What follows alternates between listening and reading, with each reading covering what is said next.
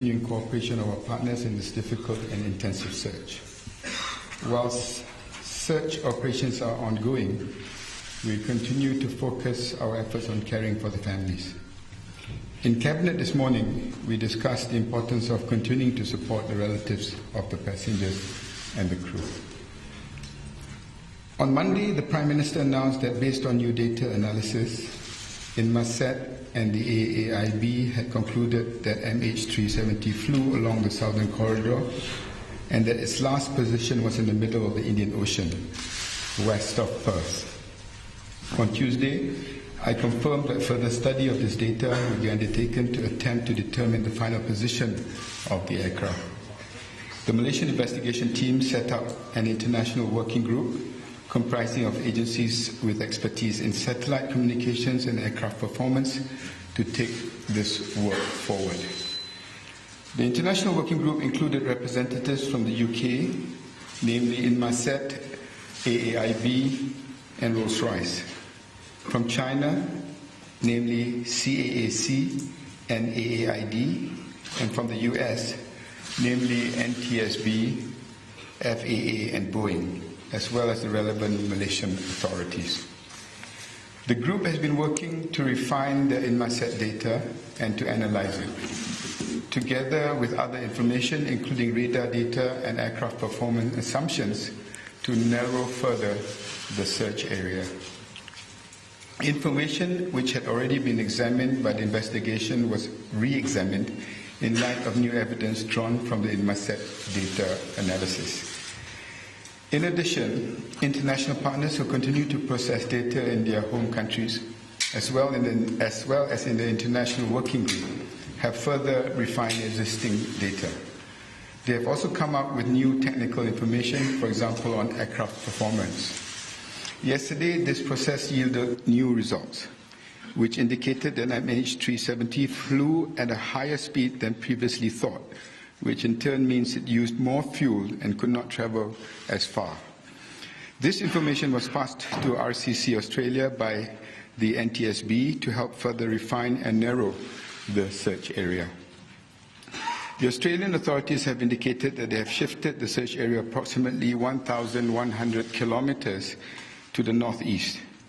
Because of ocean drift, this new search area could still be consistent with the potential objects identified by various satellite images over the past week. This work is ongoing, and we can expect further refinements. As the Australian authorities indicated this morning, this is standard practice in a search operation. It is a process of continually refining data, which in turn further narrows the search area. With each step, we get closer to the understanding MH370's flight path. Searches must be conducted on the best information available at the time, and in the search for MH370, we have consistently followed the evidence and acted on credible leads. Our search and rescue efforts have been directed by verified and corroborated information, and this latest refinement of the search area is no different. Last night, Japanese authorities announced they had satellite images which showed a number of floating objects approximately 2,500 kilometers southwest of Perth. Early this morning, we received separate satellite imagery from the Thai authorities, which also showed potential objects. These new satellite images joined those released by Australia, by China, by France, and Malaysia, all of which are with RCC Australia. The range of potential objects and the difficulty in re-identifying them shows just how complex this investigation is. We remain grateful to all our partners for continuing to assist in the search operations.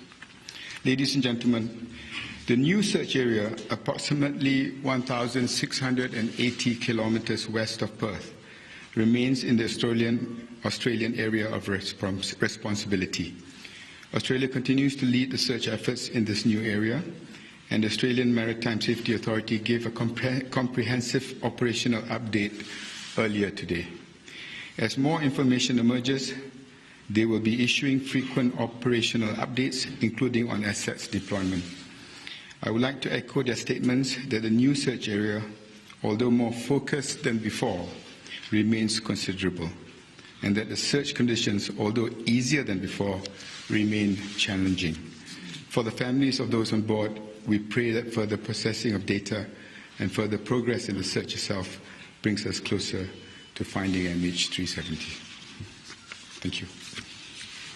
Okay, ladies and gentlemen, for Q&A session, we will start from this side, please. Refine and narrow were the words echoed in the news conference.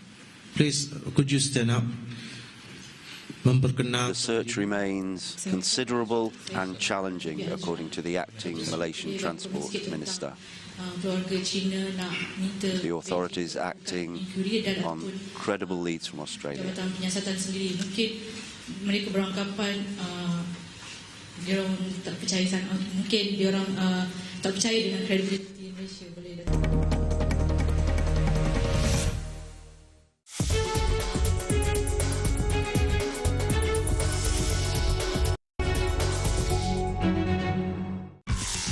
Another crackdown on a social networking site in Turkey after YouTube is banned over leaked government recordings. Group accused of plundering street art are putting on London exhibition called Stealing Banksy. Video website YouTube has been blocked in Turkey because of a recording described by the Prime Minister as villainous. Recep Tayyip Erdogan was describing a voice recording of senior officials in government talking about a potential military operation in Syria. The audio uploaded onto YouTube has caused a national security issue, according to a spokesman from the Prime Minister's office. The Turkish government is in talks with YouTube, and the ban may be lifted if the audio in question is removed from the site. Blocking access to YouTube comes a week after Erdogan criticised social networking sites, claiming they contain all sorts of lies.